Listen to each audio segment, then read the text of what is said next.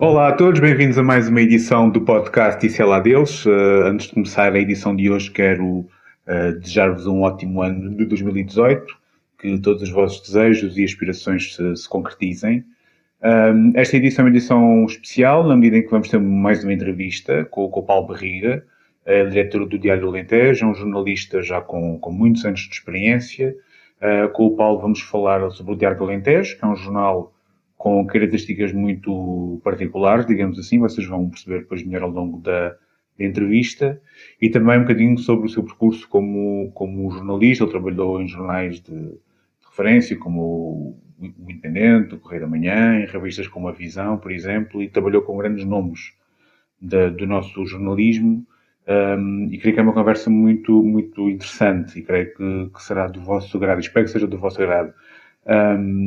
Também te referi ainda que o Paulo Barriga foi também a primeira pessoa que me deu uma oportunidade a sério, ou seja, ele foi a primeira pessoa que me deixou escrever nas páginas de um jornal de forma periódica, primeiro quando não confirmo nem desminto, durante mais de 5 anos, que era uma espécie de um jornal, de uma página satírica do Diário do Alentejo, e agora com crónicas que saem cerca de mais ou menos de mês a mês.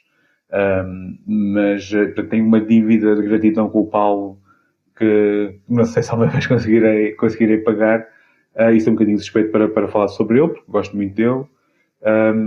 E é alguém que tem feito também, do meu ponto de vista, se bem que serei obviamente suspeito, tem feito um trabalho absolutamente notável no Diário do Alentejo, que é um jornal, como vocês vão perceber, e repito, um jornal com características muito particulares.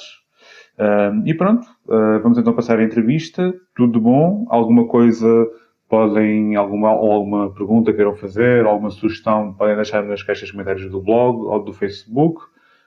Alguma dúvida, podem entrar em contato diretamente comigo. Um grande abraço para todos.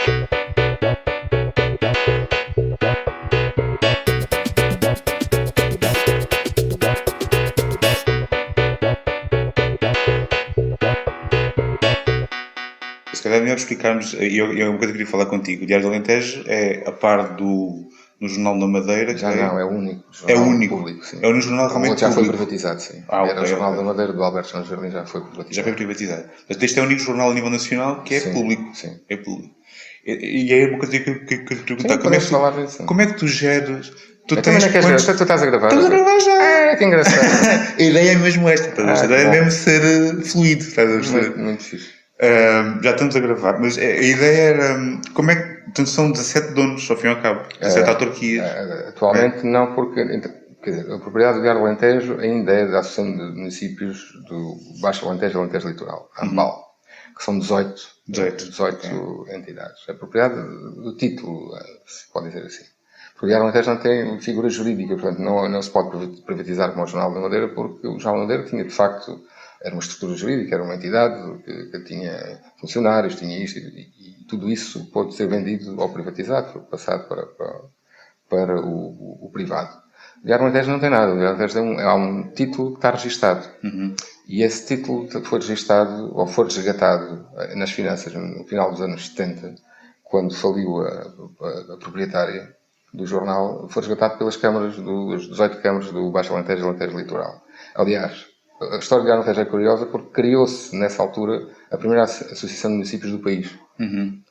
Que é precisamente esta. O movimento associativo intermunicipal começa com a compra de um jornal que é o Diário do Alentejo.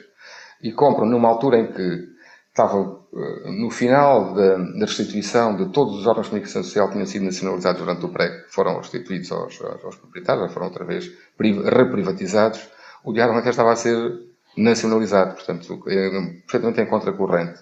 Há uma nacionalização de um jornal que tinha falido, e há a criação da primeira associação de municípios no país, que depois dá aso à criação de outros municípios e depois à Associação Nacional de Municípios. Portanto, isto é, o Diário Alentejo está nessa gente, portanto, tem uma história muito curiosa. E é também nesse tempo que se transforma no único jornal no mundo, certamente, que tem um nome de diário, mas que afinal é um semanário. Exatamente. Portanto, é aí nessa altura, porque se vê o que é que os autarcas viram e bem, nessa altura. É que, de facto, o Baixo Alentejo, a região de Beja, não tinha espessura para ter um diário, não tinha espessura económica, financeira para ter um diário. Aliás, o jornal é curioso, o Diário Alentejo aguentou 50 anos durante o tempo do nasceu em 32, republicano, um jornal de cariz republicano, herdeiro de outro jornal que já existia, que era o Porvir, que já existia antes. Como é que se chamava? O Porvir. Aliás, o Porvir foi fundado pelo Carlos Adores Marques, que era pai do Carlos Marques. O pai fundou um e o filho fundou o outro. Okay. O Diário Alentejo foi fundado por esse outro. Mas foi fundado com uma lógica um bocado parva, né? Porque tu crias um jornal em 1922 com ideais, ou com ideário republicano, democrata, aberto e quase jacobino, num tempo em que se está a redigir a Constituição do Estado Novo. Portanto, em 32 é a altura da relação da Constituição do Estado Novo, em 33 entra em vigor a Constituição. Portanto, é uma parvoíce completa. É óbvio que o jornal levou pancada e os seus jornalistas durante todo a vigência até 74, né? Mas sobreviveu com muitas dificuldades, foi asfixiado, as finanças apertaram, sobreviveu e vai cair precisamente já em democracia, no tempo em que por tudo aquilo que ele lutou estava no poder, inclusive no Alentejo, onde o PC tinha uma força brutal, nem sei o quê, num tempo em que seria o tempo, se calhar, de grande euforia para o Diário Alentejo. Ele acabou uma série de vezes durante os anos 70, fechou, reabriu, os privados não conseguiram e as câmaras, depois quando o jornal foi definitivamente à praça por dívidas insanáveis ao fisco, as câmaras juntaram-se pela primeira vez e compraram este jornal. O que quer dizer uma coisa engraçada é que a região não só não tem espessura para ter um diário, como também para ter um bom semanário não é possível fora da esfera pública. Ok, isso eu queria perguntar. Isso é certinho. Se este jornal tivesse no privado, quando veio esta crise agora, não sei o que, tinha acabado. Ou então tinha-se transformado numa folha de couve, como são todos os outros jornais aqui da região. Não é? Folha de couve. Claro, não há possibilidade de fazer um jornal com privados. Não há, porque a região não tem, ainda não tem, mas eu acho que vai ter. Eu sou muito otimista nesse aspecto. Eu acho que esta região vai crescer em termos financeiros e em termos económicos muito e muito rapidamente. Nós vamos ver isso acontecer.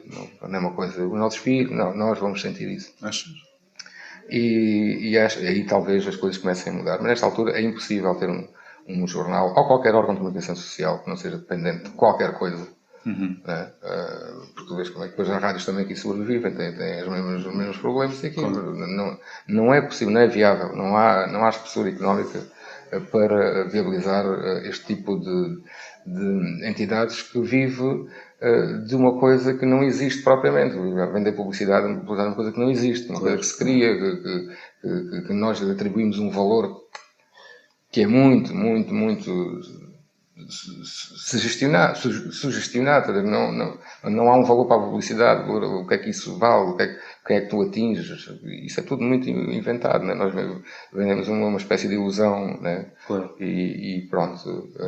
De qualquer das formas, o jornal e as rádios, e as pessoas às vezes pensam assim, mas afinal de contas, o que é que...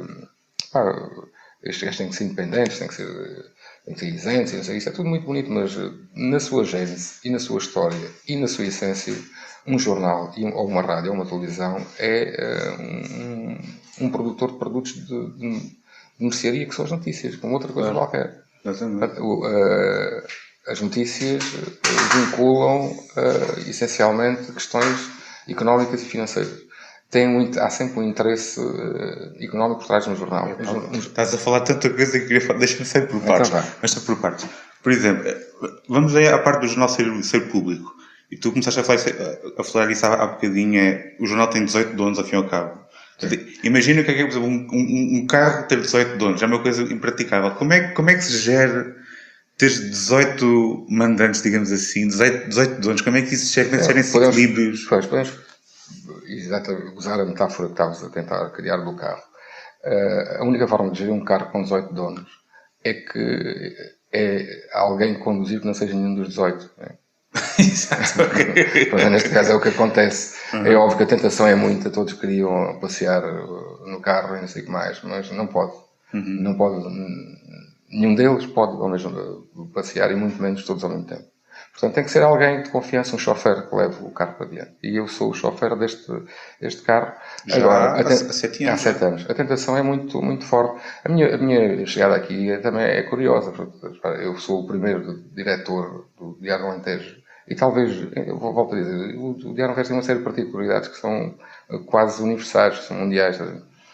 Acho que não deve haver mais nenhum jornal no mundo em que o diretor tinha lá chegado através de um concurso público.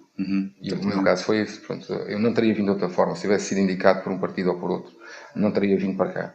E da mesma forma estou sempre à disposição. Qualquer partido que me queira tirar de cá, se tiver essa legitimidade em termos de maioria aqui nas instituições intermunicipais proprietárias, eu logo nem sequer há discussão nenhuma. É no dia, sem qualquer crise, não sei o que, isto é deles. Eles fazem o que quiserem. Agora, o que aconteceu na história do Diário Alentejo no setor público tornou-se, na altura, naturalmente, nos anos 80 e até o início dos anos 90, um órgão muito sinalizado pelo PCP. Até por todas as câmaras, tirando uma ou outra, de Almodóvar, talvez que era PS, e Eurico que era PSD, não sei, todas as outras eram PCP. Portanto, nem sequer havia grande discussão em torno disso. Era normal, portanto, refletia mais ou menos aquilo que era o clima da época.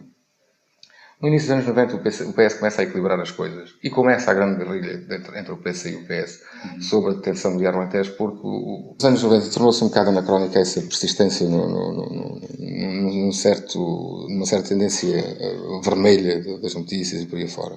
E o PS reclamava por isso. Mas o PS, há uma altura, depois já na viragem para o século XX, em que toma a maioria das câmaras e faz exatamente o mesmo que o PC vinha a fazer. Faz saneamentos dos diretores, mete diretores da sua confiança, não sei o quê, e depois vê o PCP voltar a fazer isso, não sei o quê.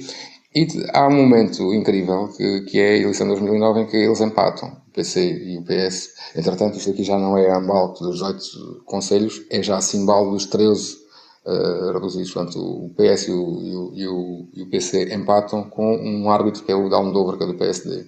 Está 6-6-1, e aí é tomada uma decisão, quanto a mim, inteligente, que foi fazer um concurso público, e eu concorri nessa altura e vim para cá. A partir daí, o que aconteceu é que nunca mais os políticos tomaram mão do jornal, e isso eu percebo que não é fácil para eles, são proprietários e gostavam de ter o outro jornal, nem sei o que mais.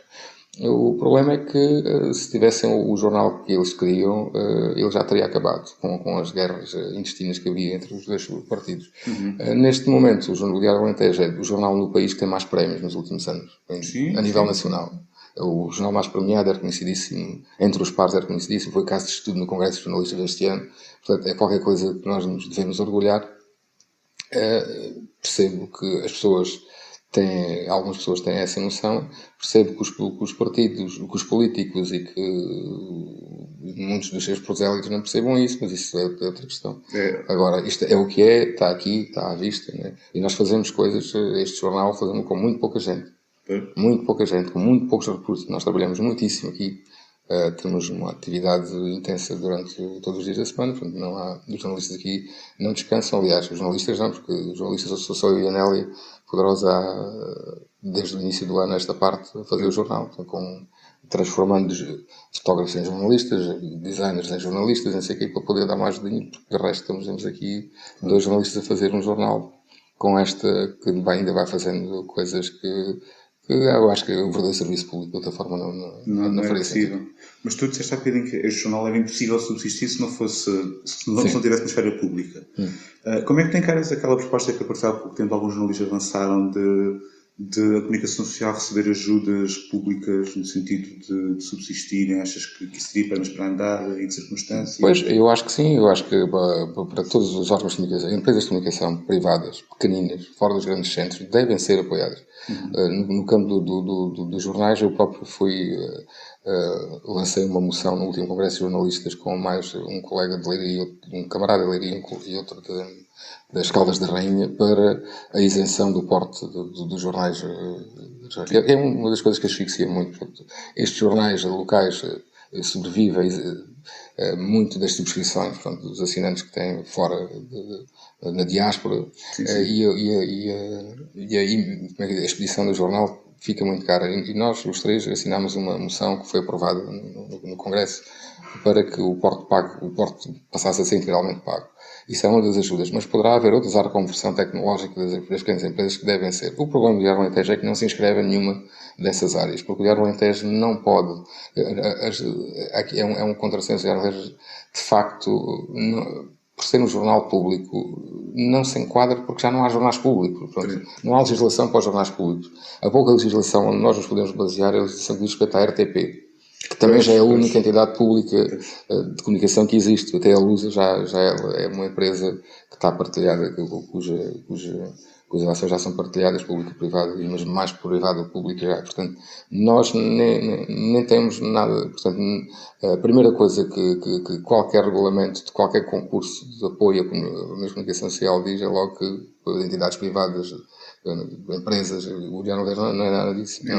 Não tem figura jurídica, como disse. O Diário Alentejo é apenas um título que existe e que é propriedade de uma associação de municípios que o publica. Exatamente. Isso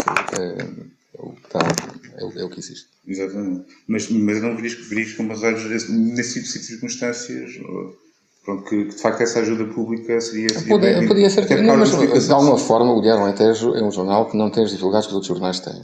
O Diário Alentejo, nós aqui não nos preocupamos com a folha de papel, com o papel ligeiro, com pagar a luz, com pagar os ordenados, não sei o quê, porque isso pertence. O Diário Alentejo é como se fosse uma instituição pública, como se fosse uma secretaria pública, como se fosse uma repartição de finanças, é exatamente a mesma coisa. É um serviço público, está salvaguardado, precisamente está salvaguardado os ordenados, que é aquilo que é o mais.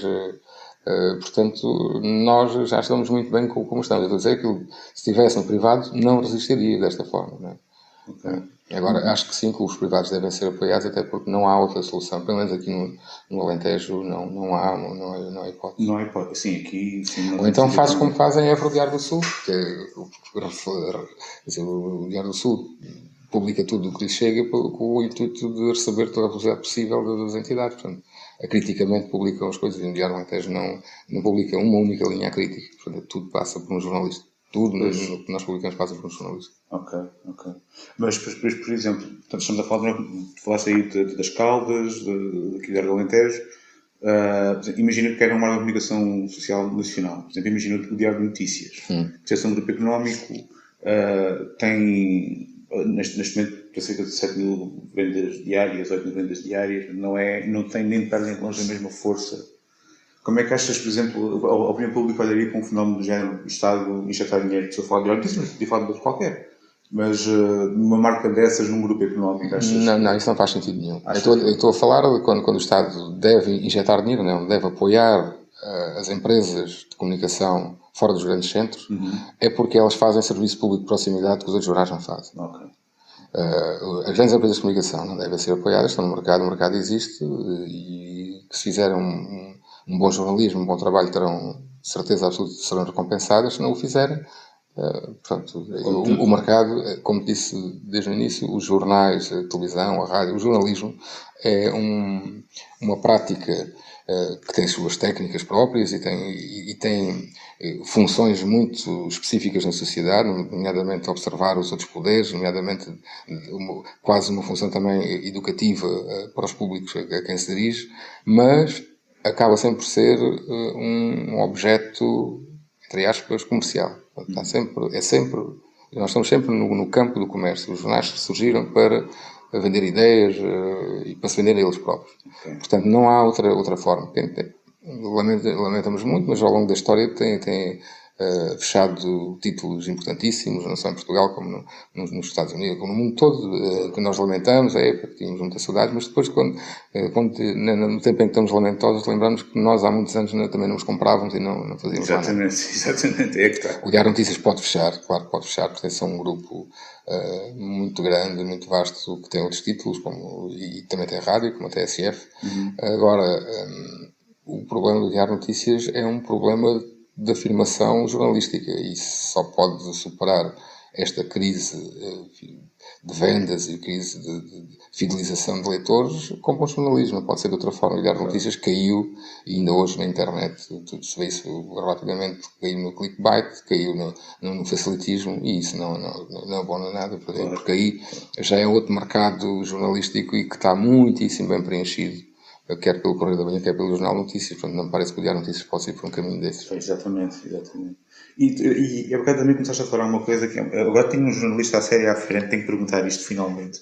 É uma coisa que pessoalmente me irrita bastante e queria saber a tua opinião, que é, eu acho que em Portugal existe esta ideia peregrina, que o jornalista tem que ser um ser absolutamente puro e isento e imparcial, e qualquer coisa que fuja daquela linha é um aqui ao rei, e é uma coisa que não faz, não tem lógica nenhuma. E eu preferia que em Portugal os órgãos de comunicação social assumissem mais aquilo a que vão. Ou seja, tu, por exemplo, tinhas... Olha, toda a gente agora fala do Observador. O Observador, para mim, tem uma grande vantagem. Pelo menos, quando nós vamos ler o Observador, sabemos ao que vamos. Sim. Pronto. Estás a falar daquela de tradição anglo-saxónica, ou pelo menos inglesa, sim, britânica, de identificar... pelo menos do corpo de direção do jornal, identificar a sua tendência política. E não é só anglo-saxónico. Aqui em Espanha, por exemplo, os jornais, eles mais ou menos assumem isso. Sim, mas não oficialmente. Mas não oficialmente. Sim. Mas nos Estados Unidos, por exemplo, tu vês o Washington Post a apoiar a Hillary. Sim, mas isso é a tradição anglo-saxónica, tem mais mas, por exemplo, eu quando... Ou como tinhas com o Independente, por exemplo. Porque às vezes, eu quando vou ler um texto, vamos para a Fernanda Câncio, eu já sei o que é que vou encontrar. Não? Ou quando vou ler um texto de José Manuel Fernandes, já sei mais ou menos o que é que vou ler. Portanto, eu preferia que se assumisse do que depois estar a dizer que não é justo a pessoa estar a escrever aquilo ou assim. Porque também porque depois se diz, eu sou completamente isento e completamente independente. Isso não só não é verdade, como se calhar virtualmente impossível. É impossível, claro. Mas há aqui dois níveis já. O primeiro é o nível editorial. É um órgão de comunicação social assumir ao que vai, no seu todo. Isso acontece na tradição anglo-saxónica, como já falámos.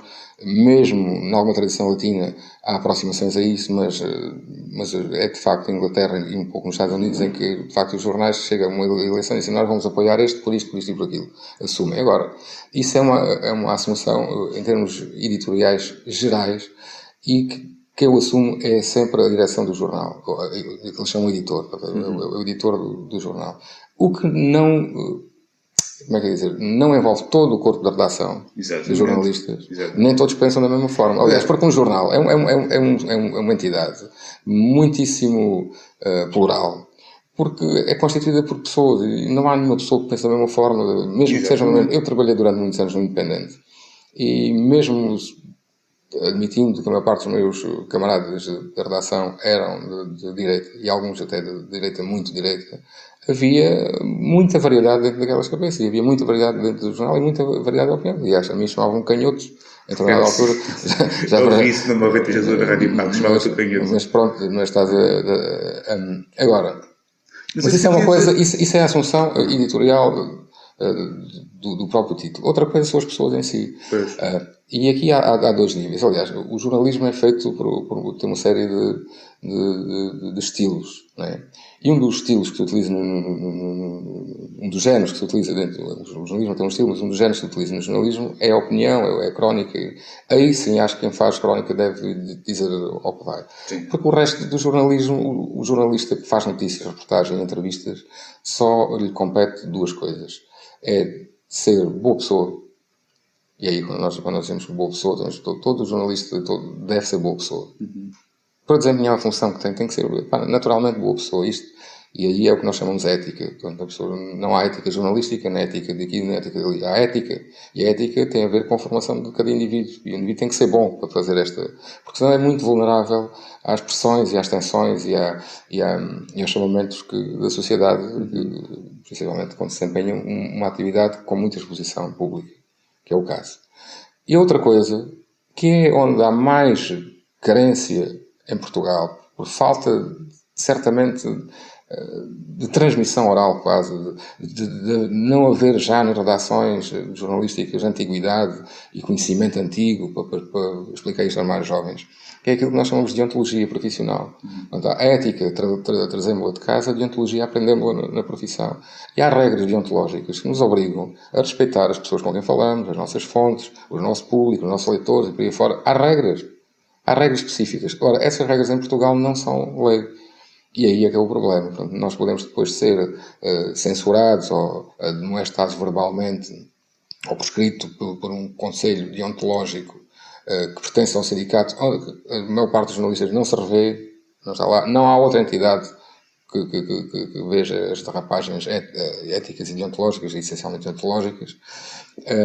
Neste momento, eu faço parte de uma comissão de jornalistas que saiu do Congresso que está a estudar a possibilidade de existir um novo organismo deontológico de jornalistas fora do sindicato, que possa dar resposta a isto tudo, que possa inclusive ir mais longe e criar nova legislação ou até alterar alguma da que existe para que haja penalizações para quem incorre uma e outra vez. E há jornais e há jornalistas que são, de facto, que estão fora da lei durante muito tempo, repetidamente, e isto está um bocado assim na grande balbúrdia. Mas de qualquer das formas, para te responder muito rapidamente, um jornalista tem que ser boa pessoa, tem que ter uma boa ética e tem que respeitar e tem que aprender e saber respeitar as normas deontológicas da sua profissão, que é uma prática bastante interessante do meu ponto de vista, é por ser mais bonita do mundo.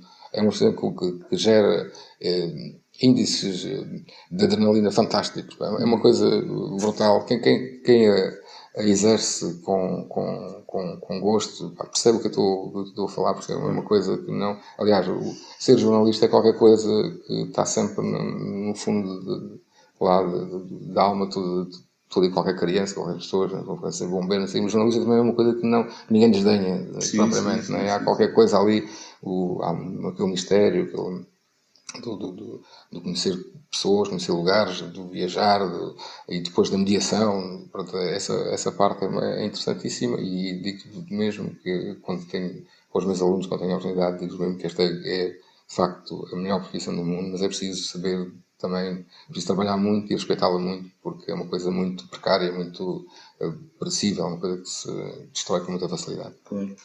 É complicado. E tu trabalhaste com vários órgãos de comunicação social. Tinha aqui, deixa-me ver, Diário Alentejo, Independente, Correio da Manhã, Visão, sim, Sim. Rádios locais. Foste fundador da revista Imenso Sul, Alentejo Terra-Mãe, Outra Margem. Está tudo correto. Sim, toda a informação do Google. Mais ou menos está correto, sim. Eu tenho que perguntar, destes jornais todos há um que é assim um mítico, é o Independente. Tens falado do Independente? Podemos falar. Há coisas que não se podem dizer, mas podemos falar. Eu lembro das minhas memórias de infância, a minha mãe comprava Independente e aquilo era uma coisa, tinha um sentido quase de apesar de ser assumidamente conservador, mas havia algum sentido de transgressão. Sim, latente. Sim, que era, muitas vezes, se calhar passou limites, não sei, isso é muito discutível agora, não sei se passou, se não. Não passou. Achas que sim? Não tenho a certeza. Os processos transitados a julgado dizem que sim. Né? Foram muitos, todas as semanas, vários. Né? Mas conta como é que foi, como é que chegaste lá? Trabalhaste lá ainda há alguns anos, foi? Sim. Eu cheguei lá na altura em que estava a ser o Paulo Portas, portanto, ele estava a iniciar uma carreira política. Portanto, cheguei lá para já, porque estava desempregado, estava em Lisboa e já não sei quem me apresentou a Inês Serra Lopes, que era na altura diretora interina do jornal, e pronto, e comecei a fazer... Trabalhaste com a Inês Serra Lopes? Sim, com o Esteves Cardoso logo a seguir, pronto, voltou a ser o diretor do jornal pela primeira vez, o Esteves Cardoso assumiu depois a direção do jornal, foi com quem trabalhei mais tempo, foi com o Miguel Esteves Cardoso, e com quem mantive uma relação muito próxima, ainda hoje se mantém a coisa com muita... temos uma boa empatia um pelo outro. Agora, o Independente é óbvio que é um jornal, como dizes, conservador, mas eram dois jornais dentro de um jornal só. Portanto, havia aquilo que nós chamávamos o caderno principal, o caderno 1, que era o jornal de notícias, aquilo que tinha imprensa preto e branco, onde apareciam todas aquelas aqueles esquemas, aqueles estratagemas, aquelas coisas todas, e aqueles títulos bombásticos. E depois havia o outro lado que era o grande, pronto, onde o Independente de facto entrou a fazer história no jornalismo em Portugal, que era o Caderno 3, que era a revista, a redação onde eu estava. Eu era repórter, aliás, eu desde que sou jornalista sempre fui repórter, sempre estive ligado à área da reportagem. Portanto, isso é uma vantagem muito grande porque nunca tive provavelmente chefes. Portanto, sempre fui a sugerir os meus temas, os meus trabalhos, andava por minha conta e risco, dentro das relações, isso deu muita autonomia, mas também muita visibilidade, porque os repórteres são aqueles depois, quando é necessário, quando há uma tragédia, uma coisa qualquer, assim, aquilo que são chamados para irem para a frente, né? E foi o que fiz. Eu trabalhava no Caderno 3 e fazia temas que não tinham provavelmente a ver com política, nem com a trica, nem com os tribunais, nem com essas coisas, portanto passei incólume a isso, mas posso dizer que no final da sua existência, enquanto órgão de comunicação do Paz do Amaral, do grupo que criou, o Independente criou um grupo de tal forma grande que a TVI nasce dentro a TVI nasce na igreja, mas depois é vendida ao grupo Soci, que a Média Capital mais tarde teve o Paz do Amaral, cujo o título principal que dava dinheiro na altura era o Independente. O Paz do Amaral desfaz do Independente para os jornalistas, nomeadamente para a Inês Serra Lopes, oferece-o por €1, para evitar já só os processos estavam em tribunal. Achas que o jornal foi um bocado vítima de si próprio? Claro, né? Aquilo foi vítima de uma estratégia política que foi montada. O jornal nasce de uma estratégia política pessoal do Miguel Esteves Cardoso, do Paulo Portas, que é apoiada com a loucura no outro lado, que eram 3 do Esteves Cardoso, e que dá o tal brilho fantástico ao jornal. E acho que chegou a atingir os 2 objetivos. De facto, criou uma geração de jornalistas incríveis e inigualáveis em Portugal, no Caderno 3, e criou um novo partido político, um novo líder político, chamado Paulo Portas, no Caderno 1. Pronto, os 2 objetivos foram conseguidos, portanto, o intelectual do Miguel Esteves Cardoso e o político do Paulo Portas conseguiu, e mesmo nunca mais haverá em Portugal um sítio tão interessante para trabalhar no jornalismo como o Independente. E de qualquer jornalista vivo, velho ou novo, em Portugal hoje em dia, teria todo, se não trabalhou, teria todo o gosto em ter lá trabalhado. Foi uma coisa. Sim. Eu tive a sorte de trabalhar em 2 ou 3 das publicações mais interessantes dos anos 90 que se publicaram em Portugal. Para além do Independente, tive também muito tempo na Grande Reportagem. Era uma revista E quem que era na altura o diretor? Era o Francisco Sé Viegas. Tive com o Francisco Sé Viegas e foi uma experiência também notável. E na visão, ainda com o Cássio Monteiro, ter sido ainda na altura da visão, redator, assim, uma visão cheia de pujança, cheia de líder. Ainda não existia sábado, não existia concorrência propriamente, portanto era uma coisa. A primeira capa que fiz para a visão, foi qualquer coisa, deixou-me assim, e tal. Não, para a primeira vez, vejo a visão, vender quase 100.000 exemplares por semana, não sei o que fazer. Isso é já impensável. Pois, isso aconteceu, deixou-me bastante. Eu tive sorte, a minha carreira foi uma carreira com sorte. Tirando os 4 meses que estive no Correio da Manhã, foi quando saí do Independente e antes de entrar na Visão, portanto tive ali 4 meses. Foi bastante recheado. Eu escrevi para quase todos os grandes jornais do país, desde o Expresso, o Sol, todas as revistas importantes, todos os jornais, o Diário Económico, as revistas todas, escrevi para todos, era sempre chamado. E as 4 meses do Correio da Manhã, porque é que foram fantásticas. Deu-me para perceber uma coisa: o Correio da Manhã é o jornal melhor direcionado aos seus leitores que existe em Portugal. Exatamente. Sabe exatamente ao que vai, sabe quem o lê, e trabalha nesse sentido, portanto é muito focado. Voltando ao início, sendo o jornal um objeto económico, um objeto financeiro, quem visa o lucro do Correio da Manhã é inteligentemente bem feito. Isso não tenho dúvida nenhuma. As pessoas depois têm também aquela opinião um bocado snob. Sim, snob e em relação ao Correio da Manhã e até preconceituosa, porque acham que os jornalistas do Correio da Manhã são todos maus. E eu conheci os melhores jornalistas até hoje no Correio da Manhã, e que ainda lá estão. Portanto, também não é propriamente por aí. Agora, no Correio da Manhã aconteceu tudo, em 4 meses dá para acontecer tudo a uma pessoa, não é? Claro. Desde fazer reportagens de capa no estrangeiro, eu estava como repórter naturalmente no Correio da Manhã, fazia a minha incumbência diária, era as páginas centrais do jornal, inventava qualquer coisa para as páginas centrais e depois fazia coisas mais aprofundadas. Mas mesmo assim, quando estava na máquina de triturar, que aquilo diário é uma máquina de triturar, tive o processo em tribunal, tive todo tipo de coisas que possas imaginar. Em 4 meses dei para tudo. Poxa, em 4 meses? Sim.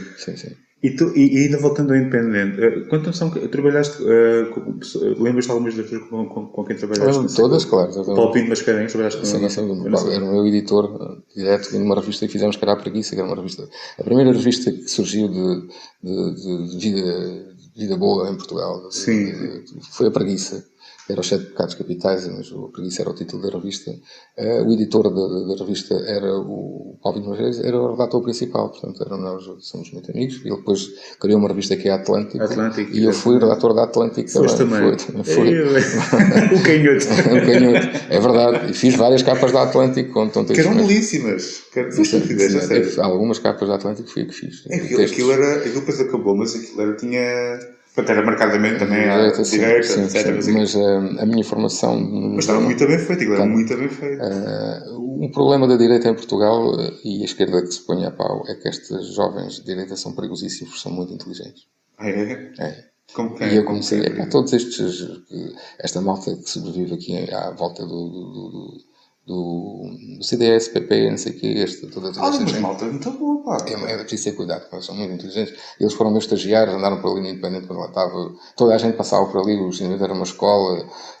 Queres dizer não? É preciso. É polémico. Mas é malta muito perigosamente inteligente. Mas mesmo dos Pereiras Coutinhos, pá, essa malta que sai, o Luís Miguel Tavares, toda essa gente está assim de direita, não sei o quê. É gente que, se não esteve lá, andou a acreditar, andou por ali nas férias. E a gente, o Pedro Mexia, toda essa gente andou por ali, portanto, os opinadores de sumo em Portugal, é preciso ter cuidado, porque eles são. E de facto é difícil desmontar. Gente que não se importa de argumentar uma coisa hoje e amanhã é exatamente o inverso. Claro. Portanto, é o que acontece e com uma argumentação de tal forma sólida para uma e para outra face da moeda, que é muito difícil desmontar. Posso garantir que é pressão perigosa. Eu conheci essa gente, muita dessa gente, estás a falar, mas depois belíssimos jornalistas, gente séria. Eu estava a falar do Paulo Pinto Mascarenhas, estou a lembrar do Pedro Buxeri Mendes, que as pessoas depois começaram a conhecer, da SIC Radical, é um jornalista notável. O Francisco Camacho, que é, para mim, talvez dos melhores jornalistas portugueses, foi também diretor da grande reportagem durante muito tempo. Posso falar de... O Luís Pedro Nunes. O Luís Pedro Nunes, sim, era o chefe da redação do outro caderno. O Paulo Pinto Mascarenhas era da Preguiça, o Luís Pedro era do Caderno 1, da redação do Caderno 1. Nós tínhamos 2 redações, inclusive, lá dentro. Embora os jornalistas transitassem, se fossem necessários, publicados em qualquer sítio, mas havia 2 espaços distintos. Mas tem o Miguel Braga, que tínhamos o Domingos Amaral, portanto, sim. São bons escritores. Também tinha escritores, tinha lá um monte de gente.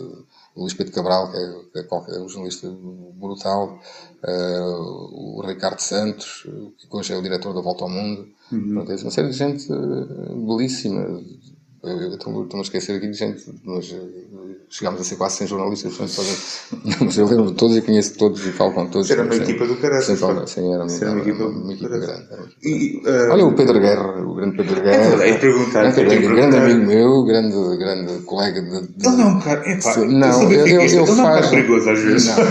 Até para ele próprio, digo eu. O Pedro Guerra faz... Aquilo é um boneco. O Pedro Guerra não é nada daquilo. Ele vai para lá com aquele objetivo de destruir os outros gajos completamente e de enervar, porque ele não é nada daquilo. Pedro Guerra, não sei, tenho a certeza, ele lida diariamente com o Pedro Guerra durante muitos anos. Lidei diariamente com o Pedro Guerra muitos anos, conheço perfeitamente bem, somos amigos de longa data e posso garantir que aquilo é um boneco que ele cria, que ele constrói em torno daquele seu benfiquismo, que exagera depois ali no limite. E fica diretor da Benfica TV, não é? Que também é uma grande marca agora. Pois, mas estás a ver que... mas aquilo é um boneco inventado, não existe. Não existe. Não. Aquilo é impossível de existir. Nem ele aguentava ser aquilo toda hora. Não é. Mas não é, posso garantir que não é. É um gajo porreiríssimo. O Pedro Guerra é muitíssimo forte. Já era quando o conheci. Mas nem sempre foi assim. Ele foi jogador de futebol de salão federado do Benfica. em miúdo. E era um craque mesmo. E nós tínhamos equipa do Independente, aliás, em Lisboa, todos os jornais e rádio e televisões têm equipas de futebol. Sim, futsal, vá. E o Guerra jogava connosco e ficava ali ao meio campo. O gajo nem corria, nem se mexia, nem nada. Cada vez que tocava na bola, marcava gol. Rematava a baliza e marcava gol. Um dia rematou com tanta força que levantou o outro pé.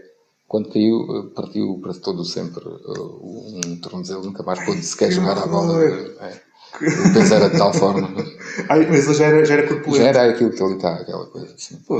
Mas pronto, posso garantir que é um ser fantástico, é um homem amável, muitíssimo amigo do seu próximo, seu amigo, não sei o quê, disponível para tudo e mais alguma coisa. O gajo está eu não conhecia aquele boneco que ele faz, mas eu já falei com ele e com outros amigos próximos, incluindo com o Luís Filipe, que há 2 fins de semana com ele, que é também um dos responsáveis pelo Benfica TV e que tem um programa de debate na Benfica TV, e ele disse-me que não sei como é que o Guerra inventou aquele boneco, mas aquilo é um boneco muito bem feito. É muito bem, aquilo até para mas é plástico, não é? Irrita às vezes, sabes? Não existe. Não é ele, não existe. Tens que falar de Miguel Esteves Cardoso, que também é outro mito, esse então acho que é o expoente máximo da... Miguel Esteves Cardoso é a inspiração de qualquer jornalista em Portugal. É a inspiração porque o Miguel Esteves Cardoso não olha para o jornalismo de uma forma funcional. Olha para o jornalismo de uma forma literária e artística. Sim. Portanto, ele tudo o que seja experimentar, tudo o que seja inovar, tudo o que seja misturar géneros, estilos, conceitos, não sei o quê, para ele tem um valor incrível. Tudo o que seja novo, tudo o que seja belo, bonito, para ele é incrível. Eu lembro, quando ele chegou à diretora do jornal, a primeira coisa que fez, e os fotógrafos ficaram um bocado até baralhados com aquilo, inclusive o editor de fotografia, que era na altura o João Francisco Vilhena, que agora acho que é editor do Sol, não tenho certeza, se não é, já foi até há bem pouco tempo. Ele chegou perto dos fotógrafos e eram todos fotógrafos de grande calibre, melhores fotógrafos. Aliás, o Independente nisso era exímio, tinha de facto matéria-prima fantástica, tinha os melhores, quer na redação, quer na fotografia, tinha de facto, e na ilustração tinha os melhores mesmo. E também no design, que nós tínhamos o Jorge Colombo, tínhamos o Jorge Silva, tínhamos os melhores designers. Havia muito bom design, lembro, o Beatriz também tinha um design fantástico. Mas o Independente era qualquer coisa. Sim. O Esteves Cardoso gostava muito disso, gostava dessas... Quando ele chegou, eu estava a falar dos fotógrafos, a primeira coisa que diz aos fotógrafos é assim: a partir de agora, vocês não vão acompanhar nenhum jornalista. Nós já vamos fazer nada, vocês fazem todos os dias, fazem fotografia, andam por aí, vão para onde quiserem, e todos os dias tenho uma caixa aqui em cima do secretário, nem me dizem nada, e venham meter as vossas melhores fotografias que quiserem, sejam elas qual for. Isto já era impossível. E então ele ilustrava todo o jornal com as fotografias que ia sacando dali que ele gostava. Da resto, podia não ter nada a ver com a notícia. E não tinha. As notícias não casavam com as fotos, era Esteves Cardoso. O que é que ele fazia nessa altura? No caderno 1, no caderno das notícias. Alternava os escândalos de banqueiros e coisas assim no género com poemas, páginas inteiras de poesia dos poetas emergentes da altura. Isso hoje é impossível. E legendava, nas notícias punha fotografias que não tinham nada a ver, mas boas fotografias, e legendava. Eu também lembrar de uma quando o Manuel Monteiro decide disputar a liderança do CDS, do PP, na altura com o Paulo Portas. Há uma notícia que sai, tínhamos um jornalista mesmo especialista em CDS, o Independente também tinha um jornalista especialista em CDS, que era o Carlos Gonçalo Moraes. Ele faz a notícia toda não sei o quê, e o Esteves Cardoso escolhe uma fotografia fantástica com 6 ou 7 doentes mentais no Júlio de Matos, a babarem-se todos aí. E a legenda que ele põe é: monteiristas agitam-se. Portanto, aquilo deu uma coisa para barraca mostra. E a fotografia tinha sido feita no âmbito de uma reportagem anterior com o Lobo Antunes, o escritor, uma reportagem fantástica, não sei o quê, portanto, desenquadrada. Foi uma coisa. O Esteves Cardoso era isto, era um homem, para já, o Esteves Cardoso não tem uma ideia a cada segundo passo. Ele tem uma ideia diferente e melhor, e está sempre, vive das ideias, vive da beleza, e acima de tudo é um criador incrível de objetos jornalísticos. Ele criou o Caderno 3 numa altura em que não havia qualquer tipo de publicação do género em Portugal. Independente, a mesma coisa. A ideia global do Independente enquanto conceito de jornal é dele. Cria a revista Capa numa altura em que, quer dizer, ainda hoje nós não atingimos a qualidade da revista Capa. A revista Preguiça, que é criada nos anos 90 ainda, em 98, para aí, 99, é qualquer coisa que toda a gente faz hoje e já ninguém se lembra de onde é que vem aquela coisa que foi bastante atacada, mas uma coisa só de comidas, só de hotéis, só de restaurantes, só de viagens. Depois toda a gente faz, toda a gente tem a sua, né? Na altura, aliás, e o nome é qualquer coisa impressionante, a Preguiça, né? Muito bem esgalhado. Portanto, é um visionário, é um homem muito à frente, inclusivamente é visionário. Ele hoje está interrompido, mas escreve no Público diariamente pequenas crónicas que as pessoas desligam e dizem, mas isto, pá, que é isto? O gajo está em casa, não sei o quê. Ele está a reinventar outra vez o jornalismo, está a fazer qualquer coisa que daqui a uns anos vai dizer assim, epá, mas afinal de contas, o jornalismo, repara bem, ele está a oficializar aquilo que é o jornal, aquilo que não, está a oficializar no papel aquilo que pertence à net, que é o jornalismo diarístico facebookiano, ele está a fazer aquilo em pequenas crónicas no jornal, com muito bem feitas. Mas depois circulam muito nas redes sociais. Sim. Mas elas são publicadas inicialmente no papel. Portanto, inverte aqui as coisas. É um homem que está sempre à frente no seu tempo. E depois de facto, é um homem brilhante, não tenho dúvidas nenhuma disso. Talvez a pessoa mais brilhante que conheci na minha vida. Tirando o Pedro Ferro, talvez. Sim. Ok. Olha, dá-me uma boa... Estou aqui no... E perguntar daquela, tinha aqui Aventura na Expo. Tinha aqui...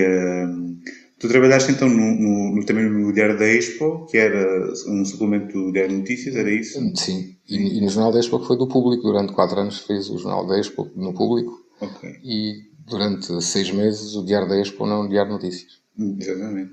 E fizeste na altura com o Pedro Ferro. A equipa do Jornal da Expo era o João Paulo Velez, que era o porta-voz da direção. Os jornalistas era eu, o Pedro Ferro, a Ana Mafalda Inácio, do Diário Notícias, Ana Sousa Dias, também agora no Diário Notícias, e o Pedro Marcos Pereira, que é o diretor de comunicação da Galp, atualmente. Ok. Mas fala um bocadinho do Pedro Ferro. Sabes que eu conheci a filha dele, a Lisa, também é licenciada em jornalismo e comunicação social, creio. E ela, há pouco tempo, ofereceu um livro dele, fizeram uma compilação de livros, de textos dele. O Artesão do IFEM. Exatamente. Aquilo é uma coisa... E ele foi jornalista do Diário do Alentejo.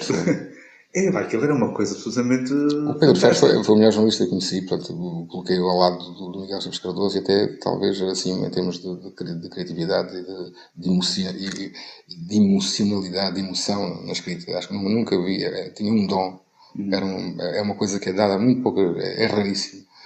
Qualquer jornalista que se lembre dele, hoje em dia, há o jornalismo, é o Ferro. O Ferro está acima disso, está... É uma espécie de Fialho de Almeida do tempo presente. Daquele tempo, do tempo que ele viveu. É qualquer coisa notável.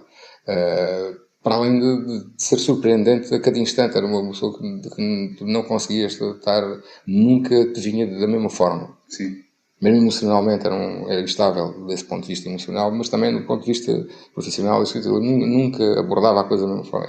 Tinha sempre qualquer coisa, acrescentava sempre qualquer coisa diferente. Era surpreendente. Portanto, não conseguia estar, mesmo na relação do dia-a-dia, a abordagem que ele fazia às coisas nunca era igual, era sempre muito criativo, muito... é raro encontrar ao longo da vida pessoas que pensam, de facto. Mas pensar tudo. Cada instante da vida, cada gesto. E ele pensava, ele era criativo porque pensava, era um pensador, era um filósofo, era um poeta extraordinário, né? Sem nunca ter feito poesia propriamente, né? Mas aquilo que escrevia nos textos dele eram carregadíssimos. Um texto jornalístico do Ferro, aquilo tem uma espessura poética, tem uma espessura narrativa, tem de tal forma, tem uma espessura literária que é incrível, é difícil de encontrar. Em Portugal é raríssimo. Acho que não encontrei melhor. Só mesmo Esteves Cardoso, nos seus melhores tempos, se equipararia, num estilo completamente, numa tomada diferente, se equipararia ao Pedro Ferro. O Pedro Ferro foi qualquer coisa, foi um furacão que apareceu, embora não foi um furacão porque ele nunca teve expressão nacional, nunca lhe deram essa possibilidade. Embora ele tenha escrito na grande reportagem, no Público, ele foi mais um espojinho, nunca apareceu por baixo, mas foi qualquer coisa notável. Para mim, penso nele quase todos os dias. Mas aqui no Diário do Alentejo, apareceram também jornalistas, o Pedro Ferro sai à cabeça, mas apareceram uns aqui também muito bons. O melhor jornalista que o Diário do Alentejo fez, certamente ao longo da sua história, foi o José Moedas. José Moedas, sim, o pai do Carlos Moedas. Sim. Terá sido, embora tenha havido outra gente a escrever com muito interessante, criada aqui no Diário do Alentejo, como o Mel Garrido, também, o José Moedas foi. E depois, logo a seguir, há uma série de gente muito interessante, como Miguel Patrício. É um homem interessante aqui no Diário do Alentejo. Mas o Nelson Tavares é, de facto, um grandioso jornalista que passou por aqui, que suicidou também, e era jornalista aqui do Diário do Alentejo e do Expresso. Mas estava aqui em Beja. O Pedro Ferro, claramente, o João Paulo Velez, que foi diretor do jornal. Portanto, isto é uma equipa o jornal, quando é recuperado, a primeira grande equipa de jornalistas que se estabelece é o Zé Moedas, o Miguel Patrício, o Pedro Ferro e o João Paulo Velez e o Nelson Tavares. São uma equipa imbatível. Em qualquer jornal, imbatível. Qualquer coisa. É. Foi uma boa escola jornalística, mas de facto a política acabou com o bom que isso tinha e não sei o que mais, e depois começou a incorporar pessoas e as coisas foram-se degradando completamente. Aliás, o Ferro sai e a grande amargura da vida dele, não sei o que, é exatamente com isto, quando há necessidade de trocar de diretor do Diário do Alentejo, e ele é de facto a pessoa indicada para seguir como diretor e para ter um projeto para o jornal, e o PCP decide ir à Câmara de Alstrel buscar o presidente da Câmara de Alstrel, que era o Dr. Alexandre Raposo, também grande amigo meu, mas o Ferro nunca perdoou isso a essa malta, assim, e fez uma cruz ao PCP, fez toda a gente foi embora de Beja do Alentejo com uma grande mágoa naquela altura, e pronto, e nunca mais. Depois também tinha isso, o Ferro poderia ser o melhor amigo que tu tinhas, mas se tivesses alguma coisa com ele, tinhas de pôr a pau, porque ele, uma mente brilhante, conseguem imaginar coisas terríveis. Então, foi isso. E diz-me uma coisa, Paulo, estamos já aqui então na reta final. Tu estás aqui há 7 anos. Eu acho que tu pegaste no jornal uma altura muito complicada. Sim, foi. Foi muito bera. Mas acho que tens feito um trabalho. Eu sou um bocadinho suspeito para falar disso, mas acho que tens feito um trabalho absolutamente fenomenal. Tendo em conta que o jornal era e que o jornal é hoje, e tens feito um bocadinho aqui omeletes sem ovos. E eu queria que tu, para aqui, gente, conclusão, como é que tu vês o futuro do Diário do Alentejo e o futuro da imprensa escrita de uma forma geral? Olha, o futuro da imprensa escrita, eu tenho uma teoria que não é partilhada por a maior parte das pessoas. Eu acho que a imprensa escrita tem futuro. Os jornais nacionais, sim, parece-me, começam a ser árvores mortas. A imprensa escrita local, não. Eu acho que o jornal impresso vai ter futuro localmente como órgãos como é que dizer, das diferenças regionais. Acho que vai ser na periferia o jornalismo, a partir da próxima década, principalmente, acho que vai se impor na periferia, não no centro. Atualmente o jornalismo é ao centro, portanto, e acho que aí vai implodir porque não está a saber, as empresas não estão a saber lidar com este fenómeno de internet. Não, começaram mal de início porque começaram a oferecer gratuitamente os seus conteúdos na net. É difícil voltar atrás. Agora é difícil voltar atrás, não há volta a dar, e isso vai matar o jornal impresso naquele. O que eu acho que vai acontecer, e eu vou tentar fazer essa experiência com o Diário Alentejo, é de facto desmaterializar, mas ao contrário. Ou seja, normalmente os jornais estão a desmaterializar para passar para a net. Nós vamos sair da net, para passar para o jornal. E isso é o que vai acontecer. A salvação dos jornais vai ser as periferias, as especificidades. Quando eu digo periferias, não é só estar nas regiões. Pode ser jornais dedicados a um tema, jornais dedicados a um setor, uma coisa assim do género. Isso vão proliferar e são objetos de culto que as pessoas vão guardar. O resto vejo com muita dificuldade o jornalismo impresso sobrevive da forma como hoje. Hoje já não é bem como a conhecíamos antes, porque com uma redação grande, com jornalistas séniores que possam ajudar os mais novos a integrarem-se, isso não vai ser possível. Não é financeiramente viável. Porque houve esse erro inicial dos jornais a oferecerem. Não podes oferecer um trabalho que custa muito dinheiro. uma notícia mediada por um jornalista custa muito dinheiro. Custa o trabalho dessa pessoa, custa o sítio onde ela está, custa muito dinheiro. Não pode ser oferecido, tem que ser pago. Claro. E aí cometeu-se esse erro. Em relação ao Diário do Alentejo, o Diário do Alentejo é aquilo que os donos quiserem que ele seja.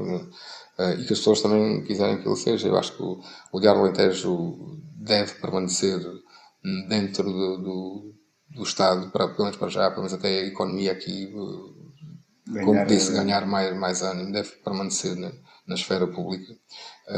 Deve permanecer com alguma independência do corpo editorial, como agora existe em relação à entidade proprietária. De outra forma, não volta. Mas duvido muito que isso se mantenha assim tanto, porque é mau para este tipo de entidades como o Diário do Alentejo que esteja tão desequilibrado as coisas. Sempre quando o PC teve muito poder dentro da Associação de Municípios, a coisa tendenciosa para aquele lado. Quando o PS teve muito poder, tendencioso para o outro. Portanto, acho que a coisa funcionou quando eles estiveram mais ou menos equiparados. Claro. Acho que é o melhor que podia ter acontecido, era uma coisa assim desse género. Mas isso já estou a fazer uma leitura até... Mas essa política das eleições, mas esta leitura é apenas para aquilo que diz respeito ao Diário do Alentejo. Eu acho que isto pode trazer mudanças, mas dificilmente acredito que se consiga arranjar alguém com disposição para fazer um jornal, de facto, afastado do poder político aqui, mais afastado do que nós fazemos hoje em dia. Claro. Porque, como disse há pouco, eu, enquanto diretor do jornal, assumo toda a responsabilidade, inclusivamente de relacionamento externo com as entidades, e o relacionamento com qualquer entidade, seja ela política, seja outra, é pura e simplesmente profissional e pontual, e não há não dou asa, e isso tenho uma postura de vida que é essa, mas não dou asa que haja muita intimidade para que depois não se cobrem coisas. Não almoço, não frequento, é óbvio, se o Presidente da Câmara de Beja me convidar, como aconteceu tantas vezes com o João Rocha, ou com o Polído Valente, convidar para ir almoçar com ele, para me dizer uma coisa, assim, vou até mais como amigo do que outra coisa, né? Acabo por nós, estamos aqui em vários sítios e acabamos por criar relações de proximidade, mas não frequento a casa dos outros, nem assim, nenhum, porque depois aqui tem também esse equilíbrio que é, se não dá para ir a não vou a nenhum, e isso, o Diário do Alentejo está a ser estudado hoje em dia precisamente por isso, porque nós conseguimos criar a nossa agenda própria. Portanto, o Diário do Alentejo é o único, é o jornal que faz inveja a qualquer jornal hoje em dia, em Portugal, porque os jornais hoje em dia andam atrás da agenda oficial. O ministro vai aqui, o Presidente da República vai ali, e repetem todos a mesma coisa, não sei o que mais. O Diário do Alentejo não vai a nada. Não vamos a conferências de imprensa, lançamentos, abertissagens, almoços, não vamos a nada. Vocês têm que ir à procura de... E nós criamos a nossa... Pouco sim que podemos fazer, né? À nossa escala, imagem e semelhança, criamos a nossa própria agenda. E isso é uma coisa formidável, porque deixa-nos com uma margem incrível. Agora, é muito difícil as pessoas perceberem isso, não é? As pessoas dizem logo, estamos aqui a tomada de posse do Paulo Arsénio, não foi lá ninguém do Diário do Alentejo. É óbvio que não foi lá ninguém do Diário do Alentejo. O Diário do Alentejo tem 18 conselhos para ir. Tem 2 jornalistas, vai a qual? Qual é a escolha que fazemos? O Paulo Arsénio não é mais dono do Diário do Alentejo do que o de Alstrela, ou do que o de Cuba, ou de Moura, ou por aí fora. Claro. Ou de Odmira, estás a perceber? Claro. Ou de Grândola, ou de Sines. Não consegues isso. As pessoas não compreendem isso. Então, na impossibilidade de fazermos a cobertura das coisas, nós antecipamos mais ou menos aquilo que vai ser a semana e não vamos a sítio nenhum. Não podemos ir. Porque se fores a um sítio, alguém vai ficar... Aliás, o Diário do Alentejo, como qualquer jornal, é uma sucessão de erros. A ideia de fazer um jornal bom, quando tu dizes que é bom, é tu tentares eliminar alguns dos erros. Se tu eliminares os maiores, já dizes assim, o jornal melhorou muito. Mas continua a ser uma sucessão de erros, uma sucessão de lacunas. Sempre, não é? E aí nós convivemos muito bem com... Eu, pelo menos, convivo muito bem com isso. E convivo muito bem com o facto de muitas vezes ter desculpas de ter errado, reprimir a mim próprio, de reprimir, não, de guerrear comigo próprio, não sei o que, dizer, porque é que eu não fiz melhor, porque é que não pensei melhor nisto, porque é que não fiz nada à frente. Mas o tempo às vezes também não dá para tudo e é muito difícil. Mas de qualquer das formas nós vivemos no erro, cometemos, é sempre um conjunto de erros o jornal quando sai cá para fora. Ou tentamos errar o menos possível, eliminar alguns, pelo menos para não entrarem todos de uma vez só. E acho que aí conseguimos. Se nós andássemos atrás da agenda oficial, aí sim estávamos sempre fora. Claro. Aí seria qualquer coisa impensável. E agora digo uma coisa: como é que tu, com estes jornalistas, com 2 ou 3, conseguias, as iniciativas políticas e outras são quase todas aos fins de semana. Punhos os jornalistas a trabalhar ao fim de semana. O que é que fazia? Depois eles folgavam na semana seguinte, durante a semana. O que é que fazia o outro jornal a seguir? Claro. Com 2 pessoas, se nós fôssemos 2 ao fim de semana, agora depois íamos ficar com a quinta e a sexta para usar. Né? Claro. E depois na outra semana, como é que fazias? Ou no outro fim de semana, quem é que já iria? Já não há, portanto, isto é uma questão. Então nós temos aqui uma boa gestão da coisa. Os outros jornais estimam-nos e estudam-nos por isso mesmo, porque como é que se consegue fazer um jornal com agenda própria? Isso não existe, não há nenhum, não existe. E também vão estudar na altura em que nós começámos de facto a desmaterializar, ao contrário, tirar da net o jornal e pô-lo só no papel e utilizar a net apenas como para fazer phishing, como engodo, para trazer leitores para o jornal. Exatamente. E não ter lá mais nada disso. Isso é o nosso próximo passo, vai ser uma coisa desse género, uma coisa assim. Acho que é uma ótima ideia. Ótima ideia. Ao contrário daquilo que nós estamos a fazer agora. Sacana. Muito obrigado. Eu te agradeço. Bocadinho já largo. Já largo. Devemos cortar já, senão depois ninguém ouve nada. Pá. Mas só 70 minutos. Pá. Só 70 minutos. Muito obrigado. Obrigado. Muitas felicidades para ti e para o jornal. Obrigado.